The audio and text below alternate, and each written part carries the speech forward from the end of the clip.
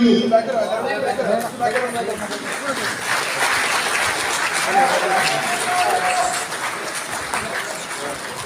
എല്ലാവരും കൈയൊപ്പിക്കാവോ? കൈയൊപ്പിക്കും എല്ലാവരും.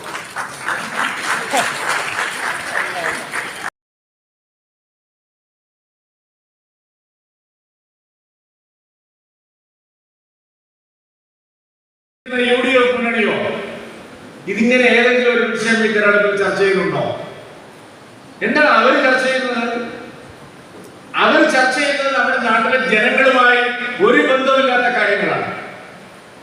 ഞാൻ പറയുമ്പോൾ നിങ്ങൾ വെറുതെ ആണെന്ന് വിചാരിക്കേണ്ട. മുഖ്യമന്ത്രി ഒരാഴ്ചയായിട്ട് യാത്രയിലാണ്. നിങ്ങൾ എടുത്തു നോക്കുക അദ്ദേഹത്തിന്റെ പ്രസംഗങ്ങളും വീഡിയോകളും. അദ്ദേഹം പറയുന്നത് കേരളത്തിലെ മുസ്ലിങ്ങൾക്ക്, ഇന്ത്യയിലെ മുസ്ലിങ്ങൾക്ക് മോദി പൗരത്വം നിഷേധിക്കുകയാണ്. അതാണ് അദ്ദേഹത്തിന്റെ പരിപാടി. ഇന്നിപ്പോ ഞാൻ നോക്കുമ്പോൾ മലപ്പുറത്ത് അദ്ദേഹം പരിപാടിയിൽ പങ്കെടുക്കും. ഇന്നലെ അദ്ദേഹം കാസർഗോഡായിരുന്നു, കാഞ്ഞങ്ങാട്. മുസ്ലിങ്ങളുടെ പൗരത്വം ചോദ്യം ചെയ്യുകയാണ്. CAA ആണ് മുഖ്യമന്ത്രിയുടെ പ്രധാന വിഷയം.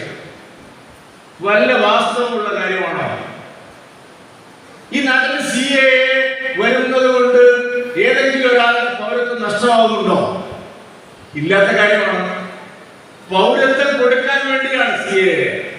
അഭയാർത്ഥികളായി വരുന്ന ആളുകൾക്ക്, മതത്തിന്റെ പേരിൽ ആട്ടി ഓടിക്കപ്പെട്ടവർക്ക് പൗരത്വം നൽകാനാണ് CAA. ആരുടെയും പൗരത്വം എടുത്തു കളയാനല്ല. അപ്പൊ അവര് ജനങ്ങളുടെ ജീവൽ പ്രശ്നങ്ങൾ ചർച്ച ചെയ്യാൻ ആഗ്രഹിക്കുന്നില്ല. പകരം വർഗീയ പ്രശ്നങ്ങൾ ഉണ്ടാക്കി വോട്ട് പിടിക്കാനാണ് അവർ ശ്രമിക്കുന്നത്. നോക്കൂ, നമ്മുടെ നാട് എത്രമാത്രം ഒരു നിലവാര തകർച്ചയിലേക്ക് UDF-ഉം LDF-ഉം കൊണ്ടുപോകുന്നു. നമ്മുടെ സെക്യുലറിസം രക്തത്തിൽ അരിഞ്ഞിട്ടുണ്ട്. ദേശീയ ജനാധിപത്യ സഖ്യം നമ്മൾ ഈ തെരഞ്ഞെടുപ്പിൽ 20 മണ്ഡലങ്ങളിലും മത്സരിക്കുകയാണ്.